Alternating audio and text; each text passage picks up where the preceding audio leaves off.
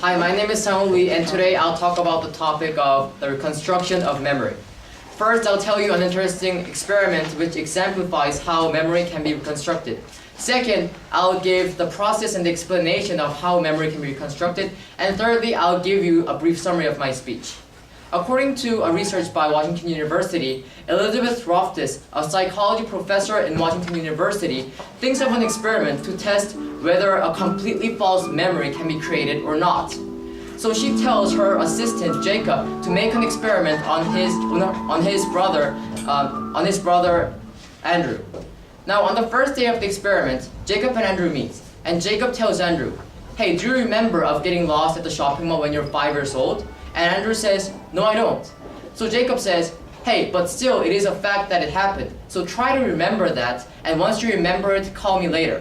On the third day of the experiment, Andrew contacts Jacob and says, "Hey brother, I finally remember. I don't remember the specific details, but I remember the feeling of how worried and anxious I felt at the moment." So Jacob says, "Okay, now try to think of the specific details about that memory."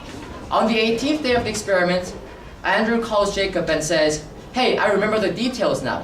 I was walking around the toy store and then I got lost. So I tried to look for Mom, but Mom wasn't anywhere, so I started crying. And suddenly an old man came up to me. He was wearing glasses, a blue sweater, and also he had gray hair. Anyway, he came up to me and said, 'Hey, are you lost? Don't worry, just stay here for a moment. I'll stay here with you until your mom comes.' And soon, Mom came and picked me up." Now class, the truth is, Andrew never got lost at the shopping mall when he was 5 years old. Yet, he clearly recalled of getting lost when he was 5 years old, and he also could think of the details about that memory. How could this happen?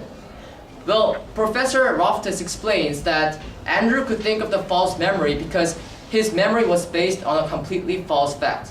He strongly believed that he actually got lost at the shopping mall when he was 5 years old, and his mind automatically started to put the details into that false fact bits by bits. And finally, that whole combination of facts and details became a false memory for Andrew, which Andrew believed in. Now I'll summarize what I spoke today. Many people mistakenly believe that memory is something that you remember from the past. But as I've shown in my example, memory is something that can be created and reconstructed. So I suggest to all of you that when you have to think of something in important occasions such as taking tests or memorizing speeches, I suggest that you recheck your memory before actually using them. Thank you.